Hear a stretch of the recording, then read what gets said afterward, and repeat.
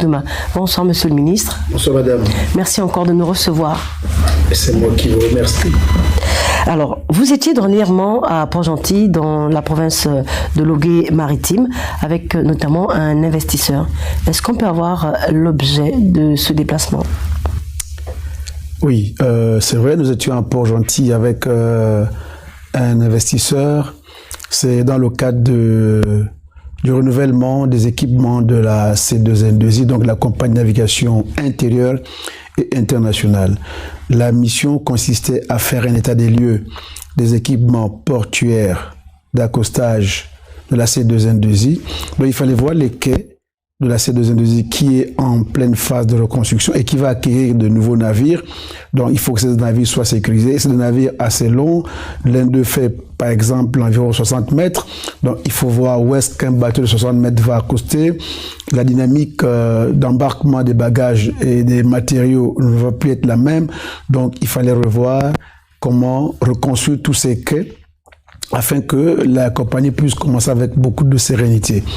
Ensuite, il fallait aussi aller, on est allé voir aussi le projet de l'île Mandji, comme ils m'ont appelé à l'époque, ça s'appelait l'île Zone Franche, mais nous sommes allés voir le projet de l'île Mandji pour revoir, parce que le chef de l'État voulait absolument qu'on reprenne ce projet de port en eau profonde de Port-Gentil, et nous sommes allés réaliser cet espace, et il est aussi en projet, il a été convenu que ce partenaire nous aiderait à bâtir un port digne de ce nom. Alors, monsieur le ministre, on vous sait très dynamique, très pragmatique en ce qui concerne les dossiers sur le transport. Vous parlez justement de la construction des quais. À quand le démarrage des travaux? Bon, il faut dire que construire un quai nécessite certaines études. Il faut qu'on fasse des études bathymétriques, il faut qu'on fasse les études de courant. Des fois, un quai peut nécessiter un brise-lame, c'est-à-dire que s'il y a des courants, on va sortir une digue pour briser les courants. Donc, il y a toutes ces études qu'on fait afin de déterminer comment devrait se comporter le quai. Donc, pour répondre à votre question, les études avaient déjà commencé, on a récupéré certaines études, donc ça devrait aller un peu plus vite. Mais je pense que d'ici le mois de juin, on devait commencer. Et il faut dire que les engins qui viennent pour travailler ces quais sont déjà dans un bateau prêt à débarquer à Libreville. Alors, monsieur le ministre, est-ce qu'on peut avoir plus d'informations, notamment sur la convention qui va désormais lier l'État à l'entreprise Ebomaf? D'accord. C'est une convention, comment dirais-je, elle est assez gagnant-gagnant. Premièrement, elle ne met pratiquement personne au chômage. Voilà. Le partenaire Ebomaf s'engage à garder tout le monde, mais évidemment, l'État devra voir comment payer les arriérés et redéployer ce personnel. Mais en fait, Ebomaf n'est que l'investisseur, mais l'entité continue à s'appeler C2N2I, mais mis sous concession. C'est la différence. C'est-à-dire qu'ils auraient pu faire une entité privée, mais ils ont préféré plutôt refaire la C2N2I avec une acquisition de nouveaux moyens. Et ces moyens seront tôt ou tard considérés comme des biens de retour quand la concession finira. Alors, qu'en est-il sur la prochaine construction du port fluvial à Ndungu et du dragage de l'embouchure aux Eaux-Bois? D'accord. Alors, ici, il faut comprendre que après mûre réflexion, on s'est rendu compte que le fleuve Ogooué n'est pas suffisamment exploité en tant que vecteur économique, en tant que vecteur de développement. Si vous partez de Ndjoulé, par exemple, à Port-Gentil, vous drainez un maximum de produits vivriers. Et c'est une capacité, c'est vraiment c'est un potentiel qui n'a pas été suffisamment exploité. Je veux vous dire qu'actuellement, à Ndjoulé, on a environ 55 000 tonnes de manganèse qui sont entreposées parce que ne pouvant pas transiter par le train à cause de ce que nous connaissons, et il va falloir forcément évacuer ces produits. Et on a compris qu'en les descendant par le fleuve, c'est très facile. Il n'y a pas beaucoup d'énergie à mettre en exergue. Seulement, construire un quai. Donc, en Ndjoulé, on a été inspecté, on a regardé un endroit qui est très favorable pour construire un port fluvial en amont. Au départ, on a pensé à un port minéralier, mais le chef de l'État a insisté, Jean-Louis Guy m'a dit, il faut qu'il y ait aussi un port commercial. On ne peut pas faire que du minéralier et ne pas penser aux populations. Donc, c'est comme ça que le projet a déjà évolué pour être également un port minéraliers. Il y avait aussi des pêcheurs qui étaient déjà là, donc on est obligé de les prendre en compte pour que toute cette mosaïque-là puisse entrer en harmonie afin que les uns ne phagocytent pas les autres. Et ensuite, à Lambaréné, vous comprenez que Lambaréné, c'est une ville fluviale. Et nous nous sommes étonnés de comprendre pourquoi Lambaréné n'a jamais eu un port digne de ce nom, à cause des échanges avec l'océan qui n'est pourtant pas loin. Et là aussi, on a compris qu'il faille systématiquement mettre un port fluvial. Après, il y a des projets dont on a entendu parler, Mabomine par exemple, il y a des minerais qui auraient pu sortir par là depuis très très longtemps. Donc nous pensons que le port de Lambaréné devait être aussi un vecteur de développement important. Et plus loin, quand on parle de Ndougou, Ndougou c'est le vivier de Port-Gentil. La banane vient de Port-Gentil, de Ndougou, alimente Port-Gentil. Nous pensons donc en améliorant le potentiel portuaire, le potentiel d'évacuation de Ndougou, je pense que Port-Gentil ne devrait plus à terme souffrir de pénurie, ou du moins la cherté de denrées alimentaires que nous connaissons à Port-Gentil devait drastiquement chuter. Après l'embouchure au Zumbois, au Zumbois c'est très simple parce que aujourd'hui on a beaucoup de naufrages qui surviennent au niveau de Zumbois. C'est un phénomène d'ensablement. C'est-à-dire qu'il y a un banc de sable qui est là et le banc de sable est recouvrant quand il y a de l'eau. Quand la marée est bonne, le banc de sable est recouvrant. Donc quand on passe à bonne marée, en fait, on peut réussir à traverser la passe sans problème. Mais maintenant, à sonde découvrante, c'est-à-dire que on voit le clapotis de l'eau, mais en fait, l'eau vient frapper contre le banc de sable, et là, automatiquement, quand les pirogues passent dessus, ne connaissant pas le chenal, elles chavirent. Donc, si on drague ce banc de sable, si on l'enlève avec des équipements particuliers, et d'ailleurs, un des équipements va être livré dans le même lot que ce dont on parlait, si on drague au Zumbois cette passe, on n'aura plus de naufrage. Deuxième raison fondamentale pour aménager la passe au Zumbois, parce qu'on va faire passer du minerai là-dessus sur des plaques, sur des remorqueurs, et il faut absolument nettoyer cette passe pour que le flux soit naturel, pour que le flux soit... En fait, c'est un problème d'ensablement, et puis avec le temps, ça fait une grosse monticule, donc les fonds ont totalement diminué. Donc c'est pourquoi il est important de draguer le fleuve. On a voulu aller plus haut entre Ndjoulé et Boué, par exemple. Il y a beaucoup de choses à faire, il y a beaucoup de matériel à transiter, mais ici, il y a quand même des chutes.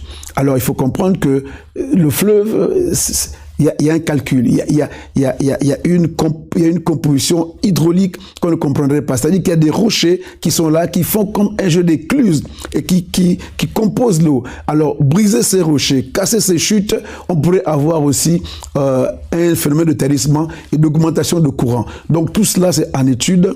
Et on s'est tourné vers des amis aux USA, notamment des maisons de satellitaires comme Skylight et autres, pour avoir une bathymétrie. Pour qu'on fasse une bonne étude, il faut qu'on ait une bathymétrie du fleuve pour voir combien de sable on va enlever.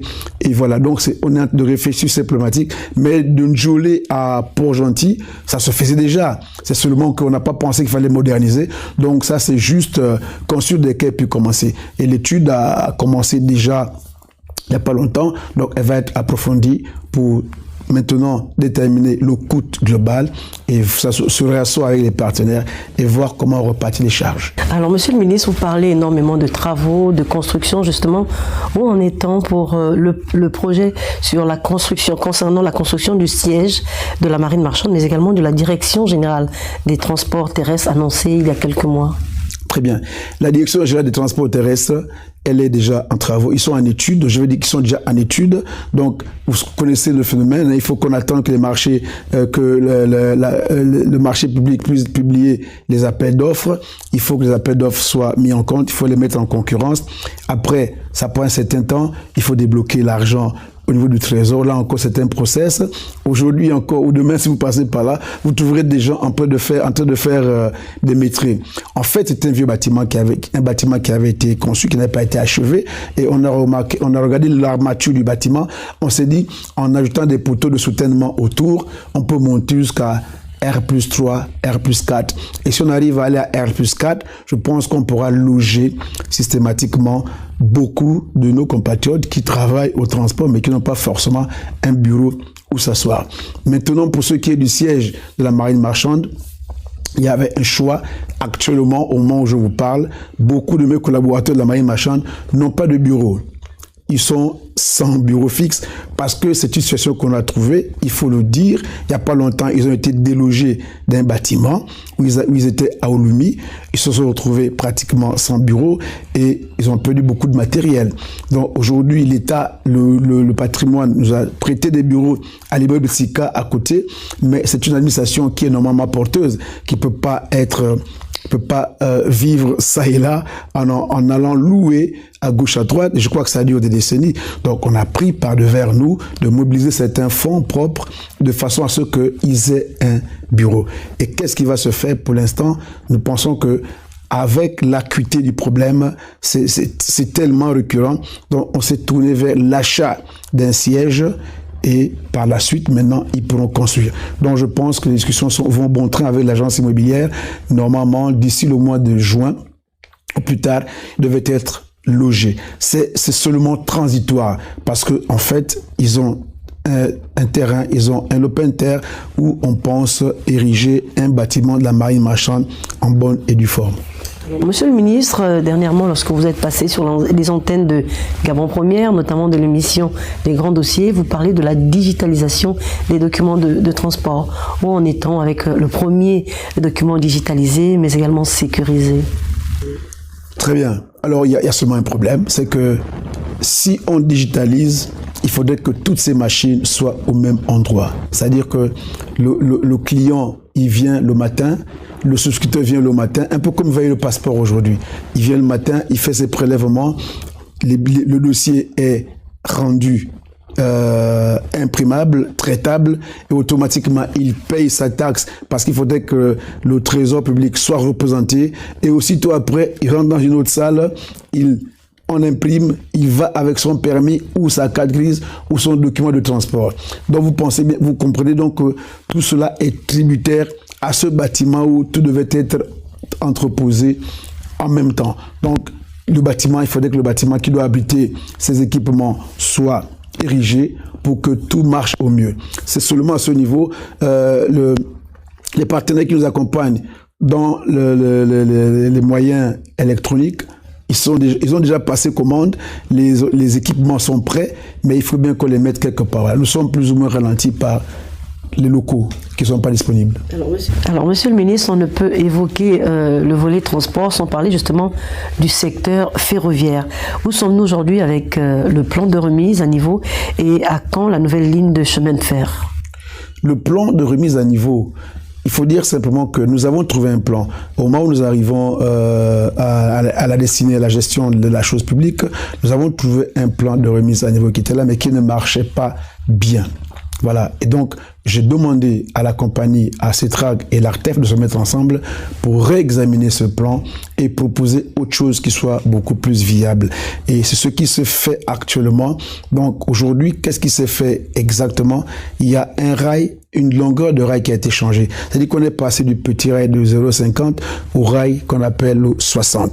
Donc, on a agrandi. Ensuite, la zone instable qui partait de Dovendo jusqu'à Njolé a été traité. C'est pourquoi il y a de moins en moins d'éboulements graves dans cette zone. Mais seulement, ce qu'il faut comprendre, il y a à partir de Milolé, Lastoville et plus loin, cette zone n'a pas été traitée. C'est-à-dire qu'on n'a pas changé la latérite, le gravier n'a pas été changé, le rail n'a pas été changé. Et surtout, les traverses de 50 ans depuis la construction du chemin de fer, certaines traverses sont encore là. Or, la traverse joue un rôle important. C'est ça la deuxième phase du PRN. Il faut enlever ces traverses, changer le rail pour mieux stabiliser. Voilà ce qui se fait actuellement pour ce qui est du rail. Et à partir de là, maintenant, nous pourrons enfin avoir un rail un peu plus stable. La deuxième voie, alors il faut comprendre une chose. Le chemin de fer qui a été fait sur une seule voie. Après, c'est pas tout. Il n'y a pas une voie de desserte. Il aurait dû avoir même une route latérité qui longe la voie ferrée de bout en bout. de telle sorte que quand il y a un travail d'entretien, de maintenance à faire, on y accède. Alors vous comprenez que quand il y a un éboulement quelque part, les cheminots doivent batailler dans la forêt, ils doivent faire de la suivi, découper, ouvrir, abattre des arbres pour arriver à la zone dite du sinistre. Donc, pour faire une deuxième voie, il faut ouvrir, il faut ajouter du gravier, il faut mettre des ouvrages hydrauliques, il faut un entretien pour que la deuxième voie puisse passer. Alors, Monsieur le ministre, à vous entendre justement, vous nous rassurez que nous n'aurons plus de déraillement avec les travaux d'aménagement qui sont réalisés? Non, dire qu'on a plus de déraillement, non, c'est pas forcément cela. Un déraillement, c'est aussi un accident. Donc, ça peut arriver à tout moment. Même dans les pays les plus développés aujourd'hui, il arrive qu'il y ait des accidents ferroviaires. Mais à tout le moins, cette fréquence de déraillement devait drastiquement cesser. Notamment, nous savons qu'aujourd'hui, la zone où on pourrait en avoir, c'est Milolé jusqu'à la Sauville. Mais au moment où je vous parle, il y a 2 jours de repos du rail pour que les équipes d'entretien entrent et le fassent. Mais seulement le PRN, ça doit sur de l'argent. Donc, il faut investir. Donc, aujourd'hui, je crois que l'AFD, l'Agence française de développement est au Gabon. Tous les partenaires sont au Gabon. On a en train de discuter pour voir dans quelle mesure ils pourraient accorder un emprunt à CETRAG. Je dis bien à CETRAG, pas au Gabon. Un emprunt à CETRAG pour que les travaux puissent se reprendre. Mais seulement pour que CETRAG puisse avoir ces fonds, il faut quand même que le pays où le train se trouve, le rail se trouve, accepte. Donc ils sont là, on a mis une commission en place, on a discuté pour voir dans quelle mesure le programme de remise à niveau devrait reprendre correctement et mieux qu'avant. Alors, Monsieur le ministre, on évoque également les questions terrestres, notamment le transport terrestre. On remarque quand même au niveau de Libreville, on enregistre beaucoup d'accidents. Alors, quelles sont les dispositions prises par le ministère des Transports pour pouvoir sécuriser les populations, mais également les conducteurs de véhicules? Est-ce qu'il y a une sensibilisation? Qu'est-ce qui est fait réellement? Merci. En termes d'accidents, en termes de tout ce qu'on voit aujourd'hui sur nos routes, évidemment, le ministère est en train de prendre des mesures un peu plus coercitives. Il faut dire que les accidents sont un corollaire un peu plus large. Le spectre de tout ce qui peut créer ou provoquer des accidents est assez large. Mais il faut les prendre compartiment par compartiment. Je vais commencer par le plus simple. C'est quoi? C'est que, effectivement, notre parc auto est assez vétuste.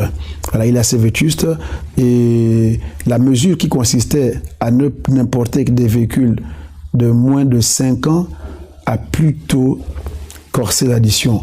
C'est-à-dire que les gens ont joué d'ingéniosité pour importer des véhicules assez vieux et du coup, notre parc a pris un coup. Voilà. Et donc, il faut voir que c'est des poubelles ambulantes qui ont été commandées et qui ne peuvent pas autre chose que créer la mort. C'est pourquoi, quand nous sommes arrivés, le CETRI est arrivé, le Jean Oligui m'avait demandé automatiquement la première chose à faire. D'ailleurs, même pour lui, on devait aller à 6 ans, à 8 ans. Moi, on s'est rendu compte que de 8 ans à 5 ans, il n'y avait pas trop de différence. Et il m'a dit, donc, on va aller à 10 ans. Donc, c'est déjà pour réduire cela. Maintenant, ceci a un impact automatique. Il faut que tout le monde joue le jeu. Surtout les centres de visite technique des véhicules.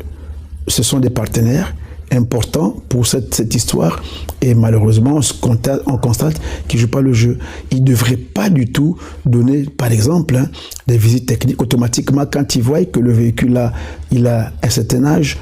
On ne devait peut-être pas lui donner le certificat, encore que si on peut donner, mais il faut que le certificat soit adéquat. Il faut qu'on soit honnête de dire que non, vous avez passé le test, vous êtes passé au banc, votre véhicule ne satisfait pas aux conditions requises par le ministère des Transports, donc on doit recaler. Mais en fait, en amont, il y a la carte grise.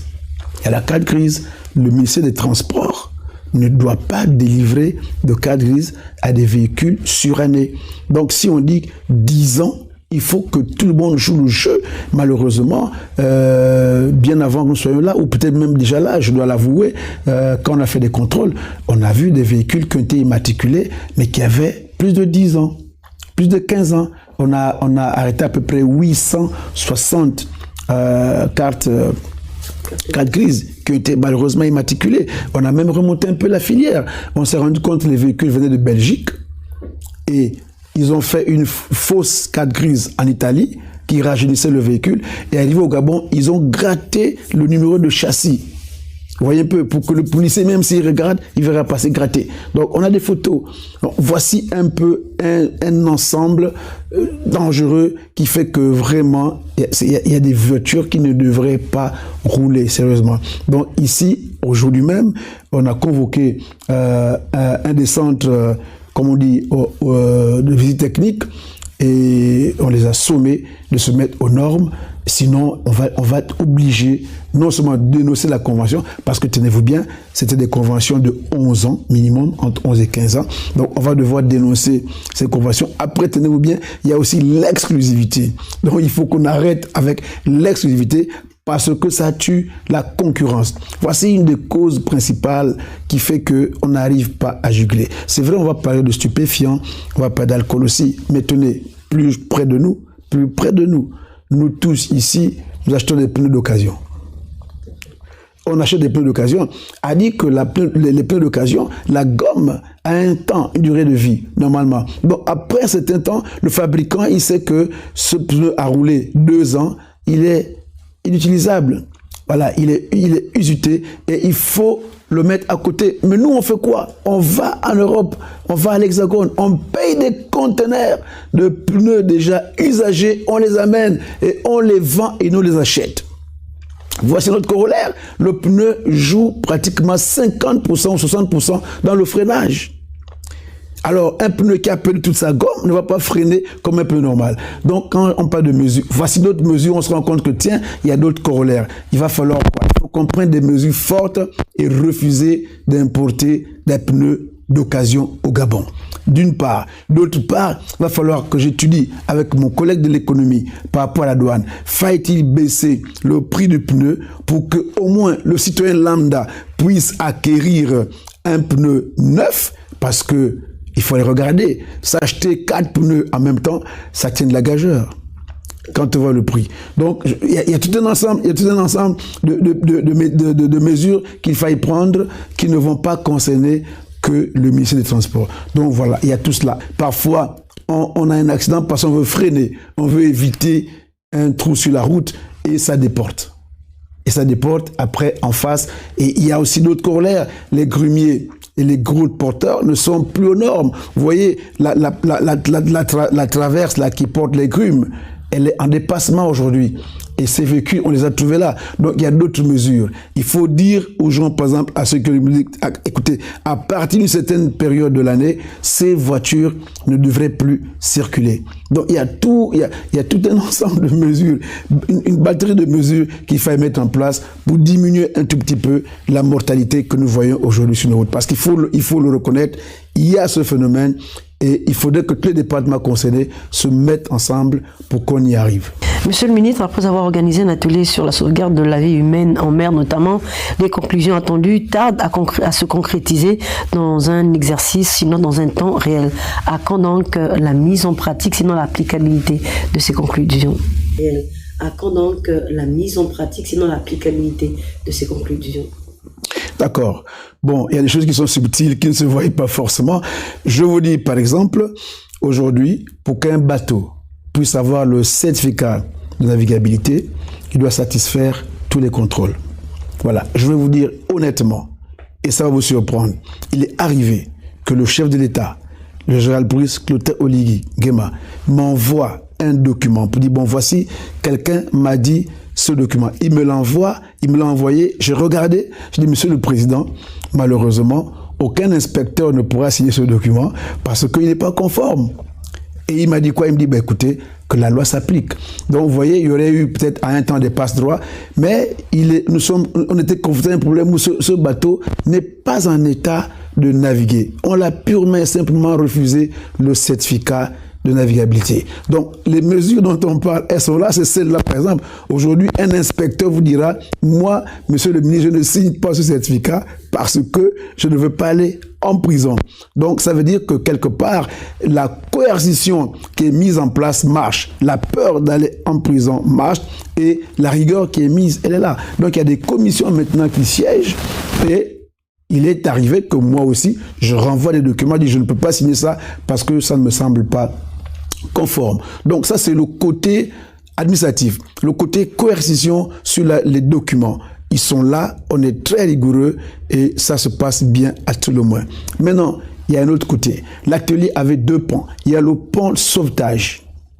Parce que un pays maritime comme le nôtre, avec 950 km de côte, se doit d'avoir des équipements le long de la côte, du moins le sud, le centre et le nord, c'est-à-dire Mayumba, Port-Gentil et Libreville. Il nous faut des équipements de sauvetage. C'est ce qu'on appelle les centres de secours et de sauvetage. Voilà, c'est-à-dire que le cas d'essai miracle, par exemple, le temps de latence a été peut-être trop long pour aller porter secours à nos compatriotes. Donc, il faut mettre en place un équipement, ce qu'on appelle les CROSS, les centres régionaux d'organisation de secours et de sauvetage, pour qu'à la moindre alerte, il y a une équipe qui part et on commence à organiser le sauvetage. Pour qu'on sache que à la moindre alerte, on connaît le bateau de sauvetage qui doit aller, on connaît le remorqueur qui doit aller, on peut on peut mobiliser les moyens nécessaires dans l'heure qui suit pour porter secours à des compatriotes. Parce qu'il faut comprendre que les accords que nous avons avec l'OMI, la première chose, le premier leitmotiv, c'est la sauvegarde de la vie en mer. Pour concrétiser, le chef de l'État m'a demandé justement de mettre en place les moyens nécessaires pour que nous puissions construire un centre dans ce sens, et nous allons l'ériger. On a déjà transmis l'étude, les financements, je veux dire, la demande a déjà été transmise à la présidence. Je pense que j'attends simplement que les autres arrivent et des moyens surtout, parce que là encore, ça coûte, c'est pas loin du milliard. Il y a des équipements qu'il faut commander, il y a des équipements satellites qu'il faut avoir, des équipements de détresse qu'il faut avoir. Donc, pour vous dire, oui. Côté texte, on applique. Et c'est rigoureux. Maintenant, côté moyen naval, nous sommes en train de travailler dessus. Dès que les budgets nous le permettront, ce centre va commencer. On va commencer la construction du centre. C'est au cas PCAS. Et vous pouvez y aller. Il y a déjà un embryon. Vous pouvez y regarder. C'est déjà là. Mais il faut améliorer et puis affecter du monde. Renforcer les capacités. Alors, Monsieur le ministre, nous allons déjà vers la fin de cet entretien. Alors, nous évoquons justement la réhabilitation des aéroports. Est-ce que la ville d'Oyem, sinon l'aéroport d'Oyem, répond aujourd'hui aux normes internationales en ce qui concerne la sécurité? Hormis cela, au niveau de Makokou et Tchibanga également, les populations sont impatientes. À quand la rénovation de ces aéroports? Oui. Oyem, il faut un processus. Un aéroport passe aussi un examen. C'est-à-dire qu'on peut faire le plus bel aéroport du monde. Il faudrait que les experts en la matière viennent et valident selon un cahier de charges établi par l'OACI. Bon, OIM, il était urgent de le rendre opérable déjà à l'échelle nationale. C'est ce que nous avons fait. Bon, aujourd'hui, avec tout ce qu'on veut mettre en place comme compagnie aérienne nationale, il était important que OIM puisse reprendre de l'activité. C'est ce que nous avons fait. Maintenant, il va y avoir une autre phase de qualification de cet aéroport en tant qu'aéroport international. Et c'est la même chose. Kulamutu est en travaux. Mouila et Tchibanga sont les prochaines cibles que nous allons atteindre. Et là encore, je vous dis, il faut le savoir, ça coûte cher un aéroport. Les équipements des aides à la navigation coûtent excessivement cher. Le BTP, il coûte excessivement cher. Et il faut mobiliser des fonds. J'ai trouvé des devis qui sont dans environ 400 milliards de francs CFA pour refaire tous nos aéroports et les qualifier aux normes internationales. Mais la plus belle fille du monde ne peut donner que ce qu'elle a. Donc, on essaye de balancer pour dire, bon, on va vers lequel, entre Moulay et Tchibanga, peut-être d'abord attaquer Tchibanga parce que c'est le plus excentré. Et voilà comment, vous voyez un peu, on passe Lambaréné. Pourtant, Lambaréné a besoin d'aéroport. Mais tout le monde se dit, oh, Lambaréné, c'est proche de Libreville, on peut aller en voiture. Ce qui n'est pas normal. Il faut qu'on remette tous ces aéroports-là. Ça coûte un budget, donc on planifie. Merci encore, Monsieur le ministre, de nous avoir reçus au sein de votre département ministériel. Voilà, c'est donc la fin de cet entretien. Merci encore de nous avoir suivis. Nous étions au sein du ministère des Transports et notre invité était le ministre des Transports, de la Marine marchande et de la mer, le capitaine de vaisseau Dieudonné Loïc Ndinga Moudouma. Merci encore et bonne suite de programme sur Gabon Télévision.